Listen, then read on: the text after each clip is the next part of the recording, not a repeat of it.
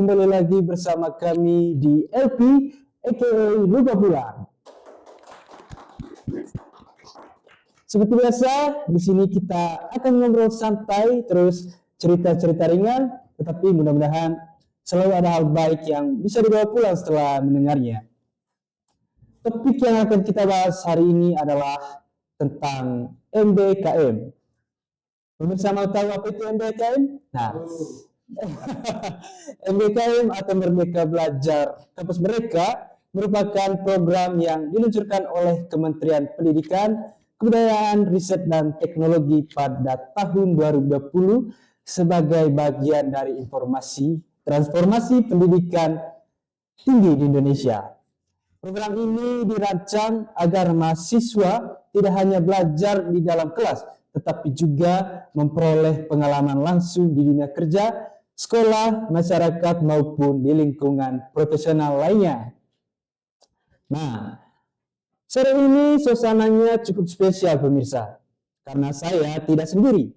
Sudah ada 3 kakak-kakak dari program studi pendidikan bahasa dan sastra Indonesia yang akan berbagi cerita tentang pengalaman mereka mengikuti program MBKM atau Merdeka Belajar Kampus Merdeka ini, khususnya di kampus mengajar.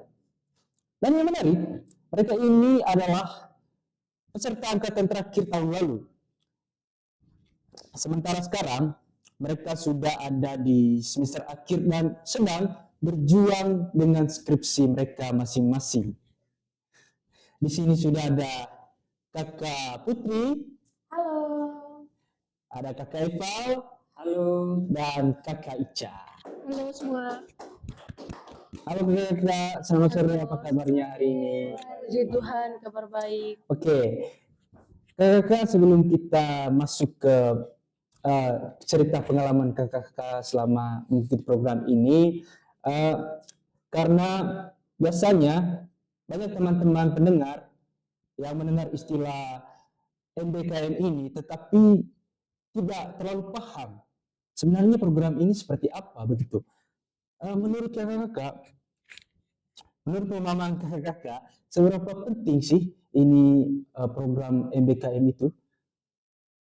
Jadi seberapa pentingnya program MBKM ini tentu sangat penting karena selain menambah pengalaman tentu juga memberi kita skill supaya pada saat kita terjun ke dunia kerja nanti kita tidak akan kaget karena kan program ini juga sesuai dengan program studi yang sedang kita minati sekarang, yaitu tentang kampus mengajar. Tentu jadi kita juga turun langsung ke lapangan untuk mengajar. Kebetulan pada saat kami ikut kegiatan ini, kami itu mengajarnya di SD. SD? Ya, kami mengajar di SD. Oh, tidak ada kesempatan buat di SMP atau SMA. ya? Jadi itu tergantung dari dinasnya, karena dinas yang menentukan. Jadi untuk sekolah-sekolahnya juga sudah ditentukan dari dinasnya. Gitu. Dari kampusnya kita, kakak, ada berapa orang yang lulus ini program? Yang lulus program kampus mengajar angkatan 8 ini dari program studi PBSI, kami ada 4 orang. Satunya tidak sempat hadir tadi hari ini karena ada halangan. Kemudian 2-nya dari program studi matematika. Kami hanya ada 6 orang untuk angkatan 8. Tidak dengan angkatan sebelumnya yang hampir sampai ratusan. Iya betul. Ya, satu angkatan ikut semua, tapi ya tergantung kemauan mereka, ada minat tidak. Tapi ya kalau mereka yang daftar itu rata-rata semuanya lolos untuk mengikuti kegiatan kampus mengajar. Iya, tidak dengan kami yang pakai seleksi. Ya.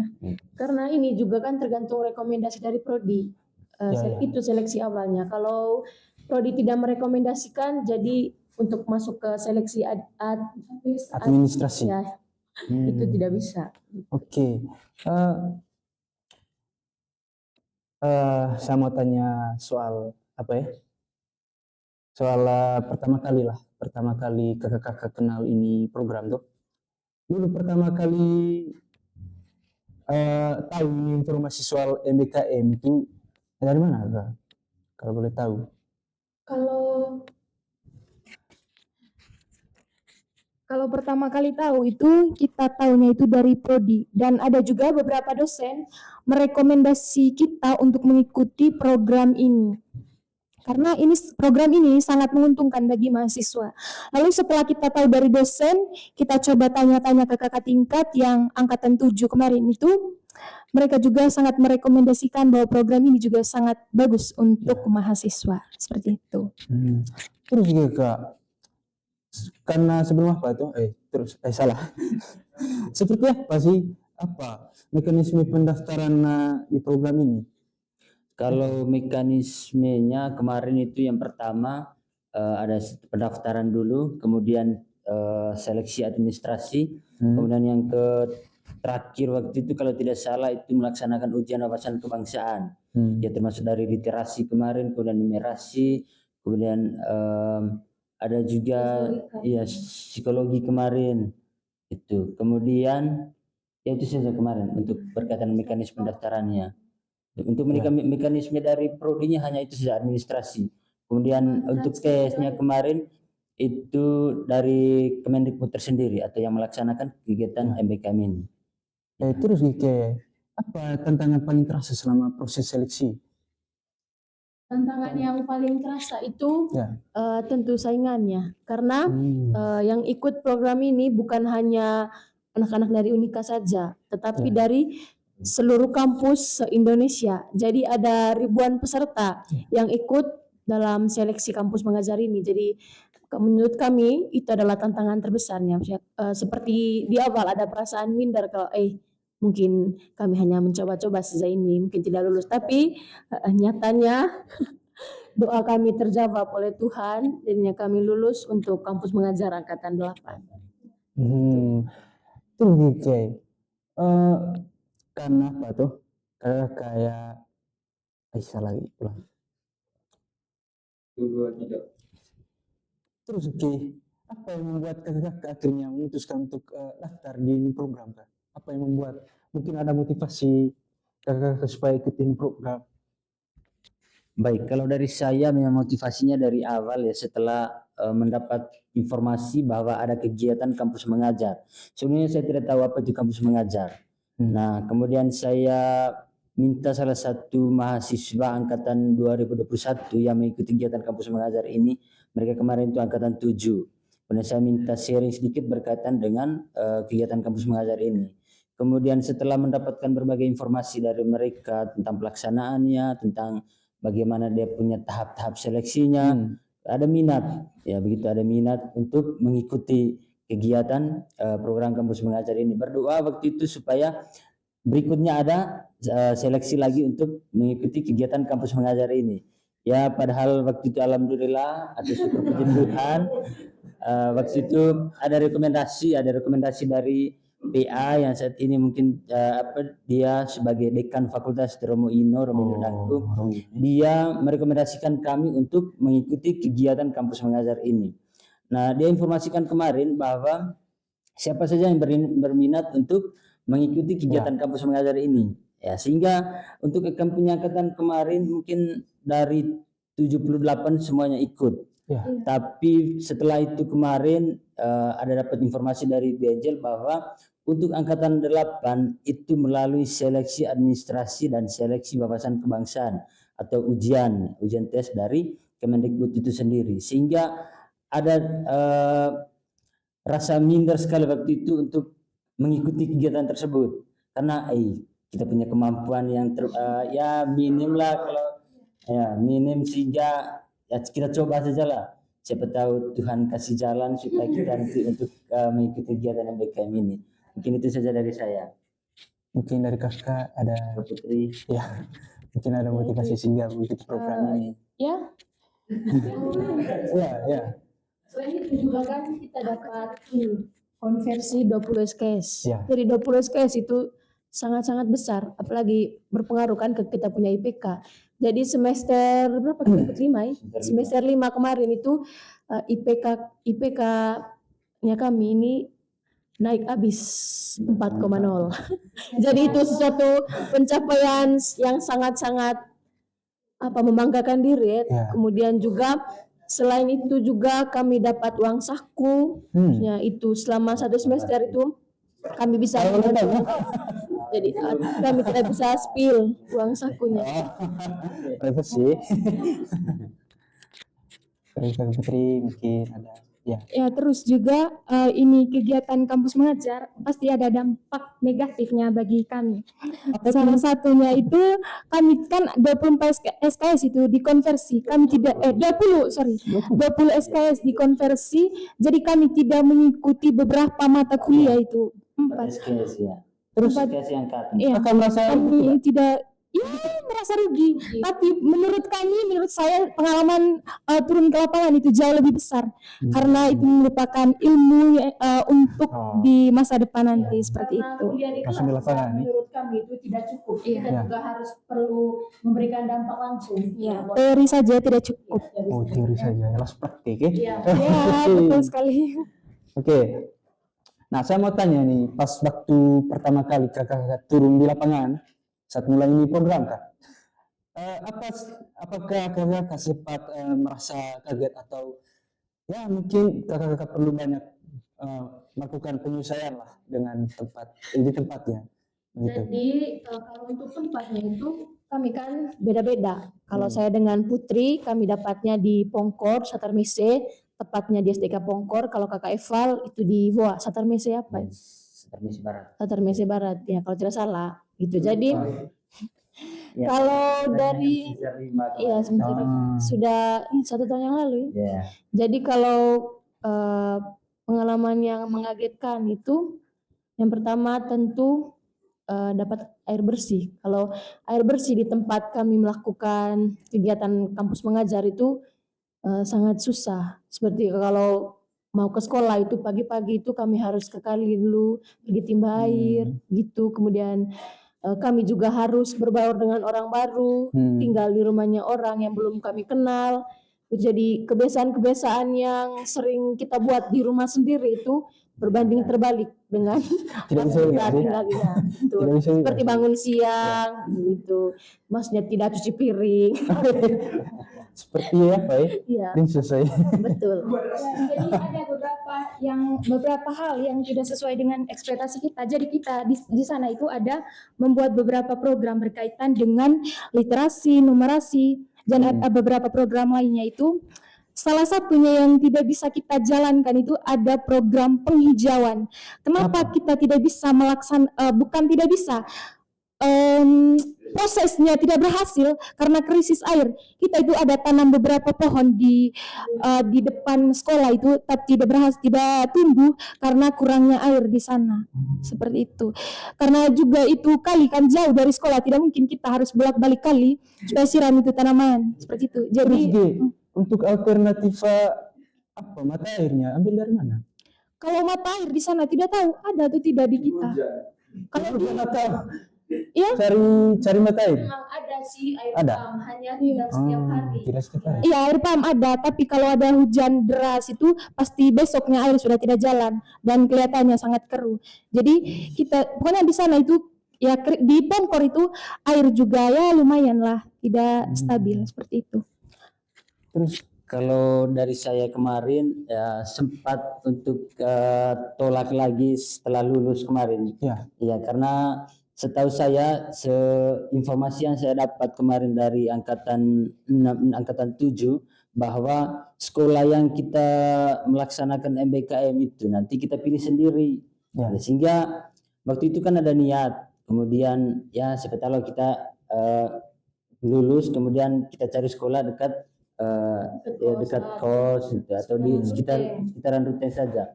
Padahal setelah lulus waktu itu ada informasi bahwa penempatannya itu direkomendasikan oleh dinas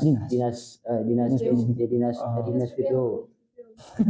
Kebetulan kami kemarin di SD sehingga yang menempatkan itu kemarin dari dinas ke SD, dari SD begitu. Sehingga ada sempat untuk tolak itu. Apalagi waktu itu saya lihat saya ditempatkan di SD Kaboa, itu di paling ujung Manggarai, Satarmese. Sehingga saya cari informasi dulu, informasinya kira-kira apa saja kekurangan di SD di itu. Itu saya dapat informasi bahwa medannya yang kurang baik, kemudian listrik juga, kemudian Jaringan. airnya yang tidak ada, jaringannya tidak, sehingga satulah. Tapi setelah dapat semangat dari support dari orang tua, kemudian teman-teman, sehingga ya kita gas saja apapun yang terjadi di sana. Apapun itu terjadi. Iya. Sehingga pada saat waktu turun itu kan kami tidak tahu ya bagaimana, maksudnya jalur untuk ke Akhirnya tanya-tanya orang. ya, tanya-tanya orang. Ya. Sampai di kemarin di Setar Mesir kan, kami tanya kira-kira buah itu di mana, sampai di Ten juga tanya terus saja. Bahkan kami tanya di buah juga, buah itu di mana itu, sehingga orang bilang oh ini buah, oh maaf kakak, saking bingungnya. Di Goa itu kan jaringan itu kan sangat susah tuh kan, kami itu hari kan pernah pergi berkunjung ke Goa. Jadi mereka itu pakai Starlink. Yes. Starlink. Jadi 1 hari atau 1 jam itu mereka harus bayar 20.000 untuk pakai Itu Starlink ya. Starlink. Jadi Jadi lucunya waktu saat sampai di Goa kemarin, Ya. kami pikir kan ada jaringan itu. Kami mau telepon ke punya teman yang sudah sampai di sana, yang dari kemarin, dari Malang kemarin. Mereka kan sampai duluan di Goa. Kami mau telepon. Orang Jaringan full, tapi padahal tidak bisa telepon, Ya. tidak bisa VA itu karena jaringan tidak ada. Itu sehingga kami cari tahu, mungkin ada kakak-kakak yang kemarin datang ke sini untuk melaksanakan kegiatan mengajar. Sehingga mereka bilang oh iya ada. Sehingga kami minta bantuan mereka untuk antar ke mereka punya rumah atau penginapan Ya. kemarin. Kemudian medan yang ya mungkin sangat menantang bagi saya karena lewatnya itu di tepi pantai, kemudian kali yang tidak ada jembatan yang sangat ekstrim gitu. Kalau hujan tidak bisa lewat. kalau air laut naik, Kalau air naik, Selesai, ya? iya, kalau air laut naik tidak bisa jalan. Bahkan kami pulang kampung waktu itu ya setelah 2 kali mungkin selama 2 bulan, selama 1 bulan gitu. seminggu. Yes. Oke.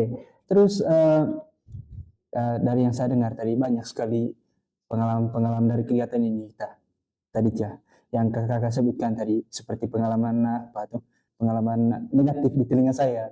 Iya. Tuh. Ya. Sekarang saya mau tanya yang positifnya saya. Menurut kakak pengalaman yang paling menyenangkan pas melakukan kegiatan ini apa? Pengalaman yang paling menyenangkan, ada banyak sih pengalaman yang paling menyenangkan. Boleh Misalnya sebutkan satu-satu? Pada saat Hari Guru itu, jadi guru-guru di bawah juga itu sangat baik. Ya. Kami itu ikut berkontribusi dalam Hari Guru itu, jadi kami bersama guru-guru membawa acara. Jadi mereka juga Kak, kalau kami kasih masukan, Ibu atau Pak, kita bawa acara seperti ini, jadi mereka juga mendukung kami. Dan mereka memberi support juga, apapun yang kami buat pasti mereka setuju begitu. Dan mereka support, jadi Kak, kami merasa tidak canggung begitu. Ya, itu hal-hal yang paling kami ingat, kebaikan dari guru-guru yang ada di Pongkor. Terus dengan masyarakat Ya, kalau dengan masyarakat juga, karena kami kan biasanya kalau pulang sekolah, begitu itu baru kami tahu begini kalau dunia kerja itu padahal seperti ini, kita harus bangun pagi, pulang siang.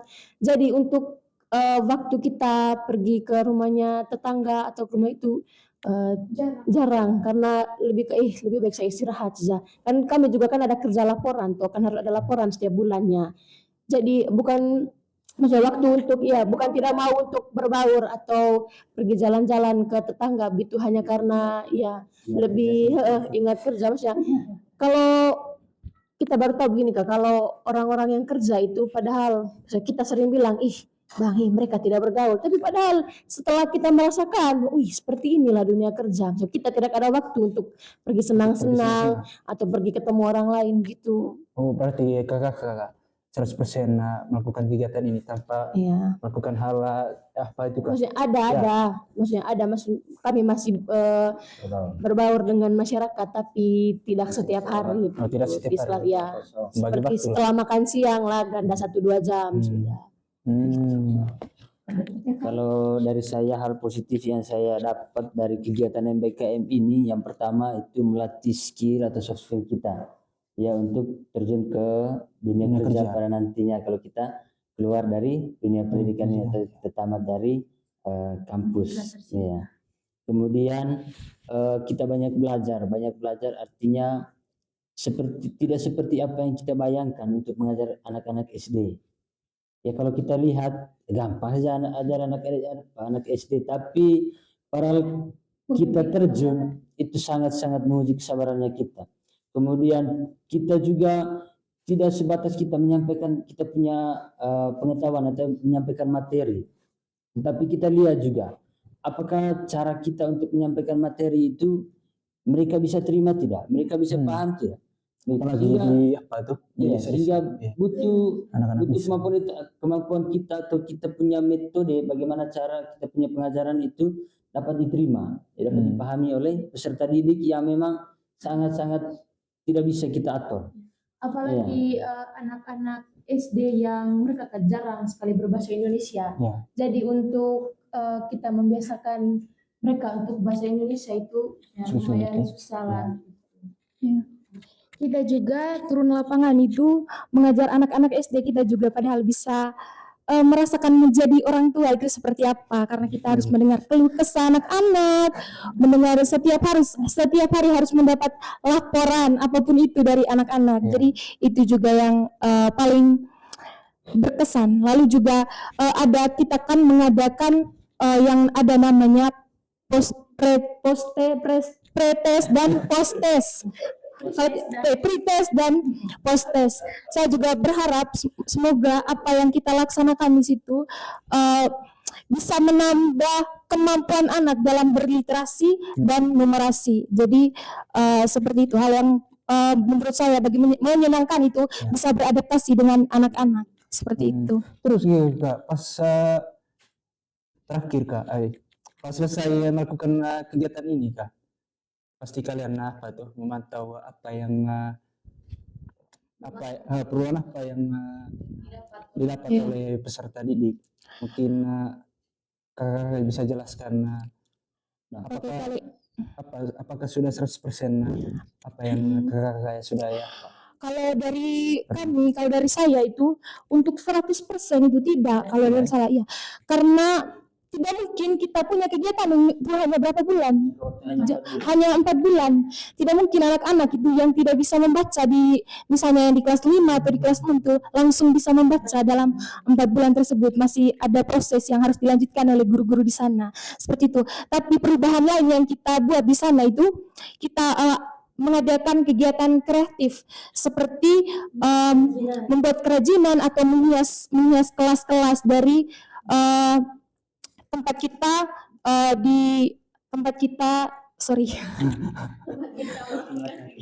melakukan kegiatan seperti itu.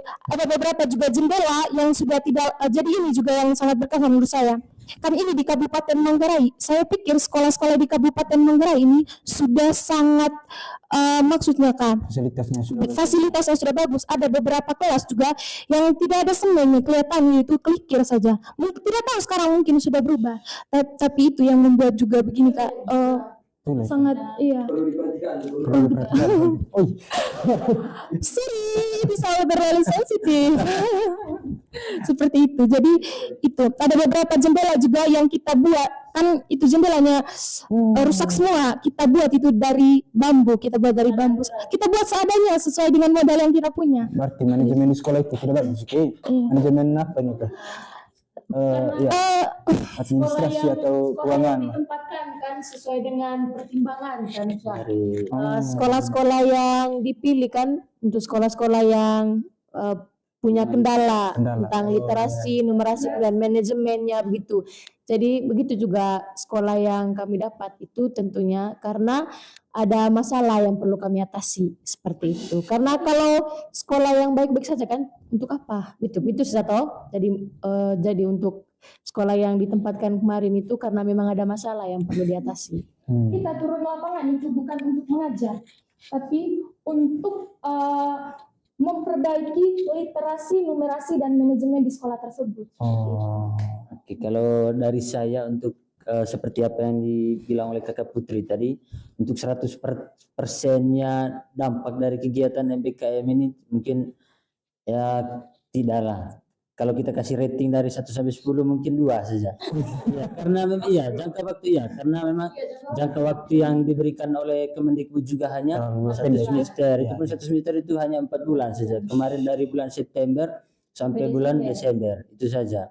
Sehingga untuk atur waktu juga manajemen waktu untuk melakukan kegiatan juga ya sangat kecil, sangat minim, begitu. Kemudian mungkin ada beberapa hal yang kami lakukan di sana, yaitu kreativitas terhadap dari peserta didik itu sendiri. Mungkin anyaman dari bambu lah atau segala macam. Kebetulan kan kampus kurikulum Merdeka kemarin itu kan ada penerapan P5, itu sehingga sekolah juga ada semacam memberi ruang bagi peserta didik untuk melakukan kreativitas mereka, sehingga di situ kami juga muncul untuk bisa bantu mereka. Kemudian ada semacam buat pojok baca kemarin supaya ada minat baca dari mereka, supaya ada sistem lihat begini ruangnya banyak gambar sehingga mereka ada niat untuk membaca. Ya, karena anak SD kan mereka mereka tidak mau kalau kita hanya belajar tentang teori. Mereka suka yang misalnya bergambar, berwarna begitu. Jadi mereka tidak bosan.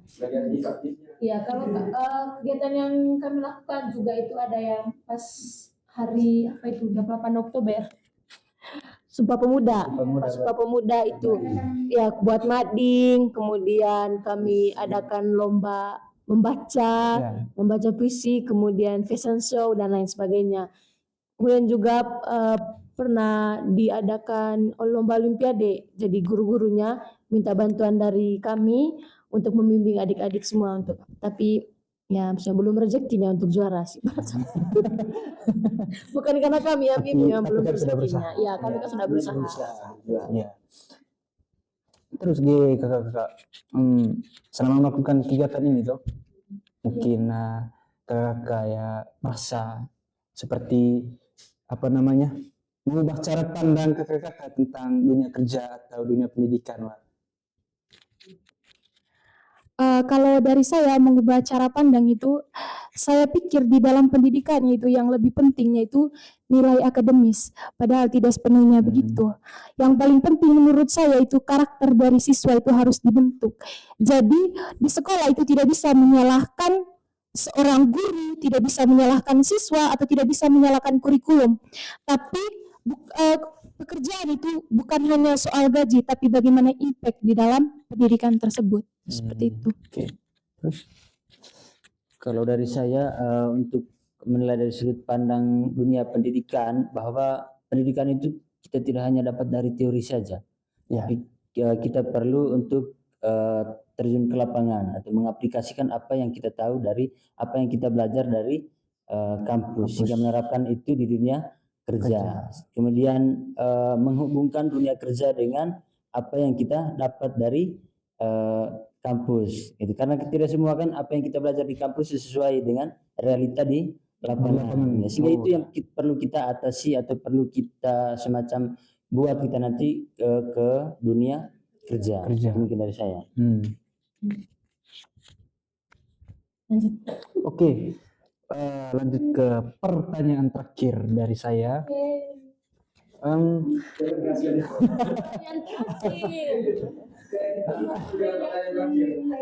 Oke, kakak, kalau diberi kesempatan lagi untuk mengulang kegiatan ini, apakah kakak masih mau ikut lakukan kegiatan ini? Kalau ditanya mau atau tidak, 50-50. Karena mau dan tidak. Setengah-setengah ya? Karena kami kan sudah tidak tahu lagi bagaimana kondisi di Pongkor saat ini, misalnya jalannya bagaimana, dan jaringannya bagaimana. Tapi kalau untuk mengulang mau, tapi kalau bisa di tempat lain. Supaya pengalaman juga kan berbeda toh. Jadi kalau ditempatkan di Pongkor lagi kan kita sudah tahu beginilah kehidupan di Pongkor. Kalau misalnya ditempatkan di tempat yang lain, menambah relasi lagi. Relasi yang lainnya. Oke.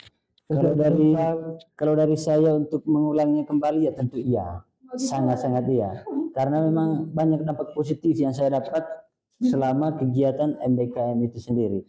Iya, selain dari reward yang saya dapat, tentu juga ada hal positif yang berkaitan dengan pengetahuan, menambah wawasan kita, kemudian menambah pengetahuan tentang soft skill kita terhadap ketika kita turun di dunia kerja atau lapangan begitu. Terus dari kakak Putri. Ya mungkin itu perwakilan dari mereka jawabannya sudah selesai. Oke. Terima kasih kakak-kakak sudah hadir di episode Lupa Pulang kali ini. Pemirsa, pemirsa, tidak terasa obrolan sore ini sudah sampai di penghujung cerita. Dari percakapan ini, kita belajar bahwa sebuah proses kadang bukan hanya tentang program yang dijalani, tetapi tentang bagaimana seseorang bertumbuh di dalamnya. Terima kasih untuk Kakak Putri, Terima kasih kembali. dan Kakak Ica yang berbagi pengalaman. Terima kasih semuanya. Ya. Untuk podcast Lupa Pulang sudah undang kami. Ya, Bagi cerita sama-sama. pengalaman. Sama-sama. Semoga apa yang dibagikan hari ini bisa menjadi inspirasi dan membuka pandangan baru untuk teman-teman mahasiswa yang sedang mempersiapkan langkahnya masing-masing. Amin. Karena pada akhirnya pengalaman seperti ini bukan sekedar tentang selesai menjalani program, tetapi tentang keberanian untuk keluar dari zona nyaman, belajar dari kehidupan nyata, dan pulang membawa versi diri yang lebih baik. Saya mewakili podcast Lupa Pulang mengucapkan terima kasih untuk semuanya. Salam literasi.